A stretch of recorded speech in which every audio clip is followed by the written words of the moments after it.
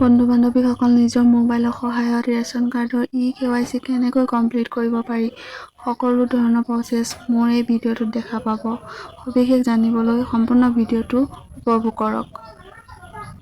লগতে আপোনালোকৰ eKYC আগতে কমপ্লিট হৈ আছে নেকি কেনেকৈ চেক কৰিব, যদি নাই হোৱা কেনেকৈ এপ্লাই কৰিব।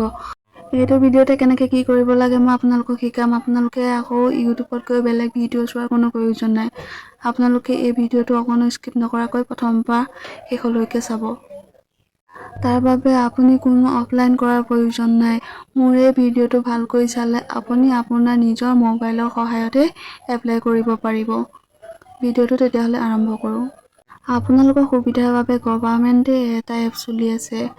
সেই এপছৰ সহায়ত আপোনালোকে eKYC কমপ্লিট কৰিব পাৰিব।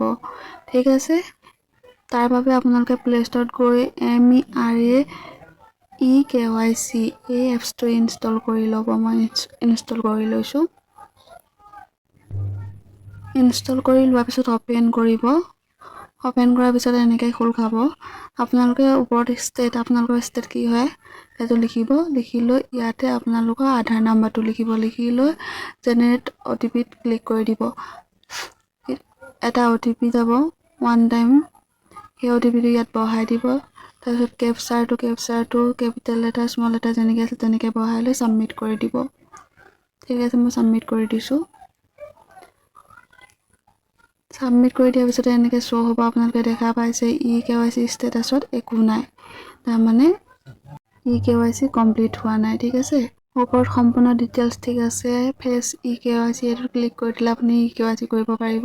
তাৰ বাবে আপোনাৰ নতুন চাৰ্ট এখন খোল খাইছে। এইখন চাৰ্টত আপুনি কনচেণ্ট এইখন আধাৰ কাৰ্ডৰ লগত লিংক থকা হয়। আপোনালোকে একচেপ্ট কৰি দিব। মই একচেপ্ট কৰি লৈছোঁ।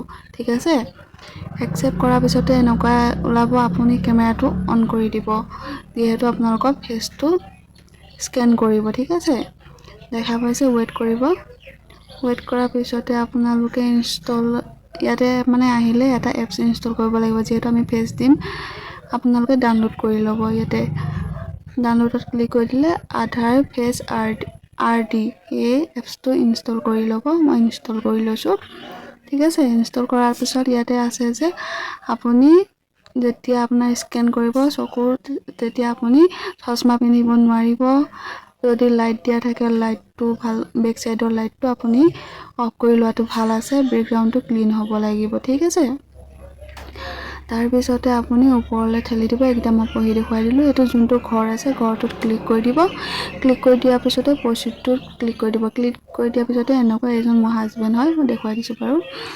এনেকৈ হোৱাৰ পিছতে আপোনালোকে আহিব। আপোনালোকে চকুটো স্কেন কৰিব লাগিব আপোনাৰ ফেচটো।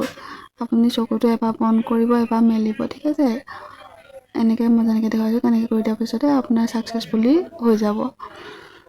তাৰপিছতে ৱেইট কৰিব। ইয়াতে দেখাব যে আপোনাৰ eKYC ছাকচেছফুল হৈ গৈছে।